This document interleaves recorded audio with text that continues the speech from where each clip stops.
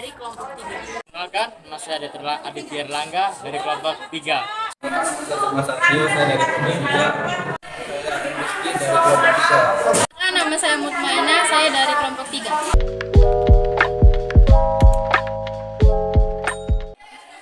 Cloning adalah proses menghasilkan dengan DNA yang identik atau hampir, baik secara alami maupun buatan.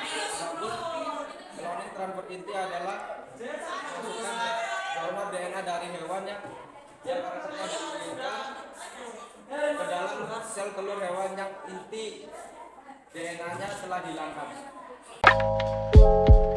Cloning transfer inti menggunakan ovum dan sel somatik, sedangkan cloning embrio menggunakan kedua sel kelamin, yaitu sperma dan ovum. Kemudian pada cloning transfer inti juga dibentuk melalui fragmentasi inti ke dalam sel ovum.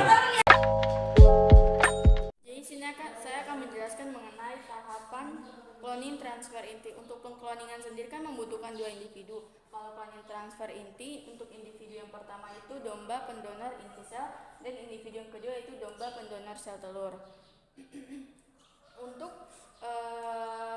domba pendonor inti sel itu diambil dari sel tubuh yang diambil dari sel kelenjar mamae. Sel kelenjar mamae itu menyimpan informasi genetik mengenai pengkloningan. Kemudian sel yang diambil dari kelenjar mamae tersebut dikondisikan atau diletakkan di suatu tempat untuk mengurangi nutrisi dan menghentikan aktivitas sel, sehingga yang diambil hanyalah inti sel. Sedangkan kalau untuk domba pendonor sel telur itu inti selnya dihilangkan, jadi sel telurnya menjadi sel telur tanpa nukleus atau inti sel. Kemudian inti sel yang tadi dan sel telur disatukan menggunakan sengatan listrik. Nah, sel yang telah disatukan tadi membentuk sel baru yang berisi sel inti sel somatis.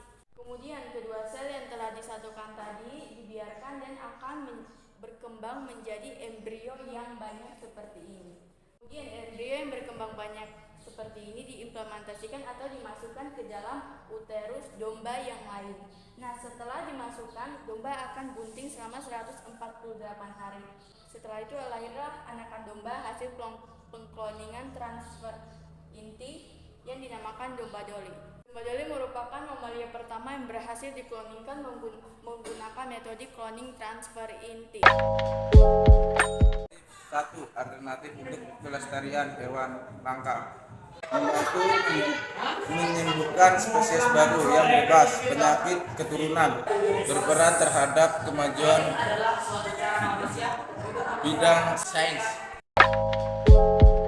Pertama, dapat menciptakan spesies baru yang cenderung dengan nilai kemanusiaan. Yang kedua, individu yang dihasilkan cenderung memiliki masa hidup yang sama dengan induksi. Yang ketiga, teknik cloning akan menyebabkan spesies yang dihasilkan bersifat monoton.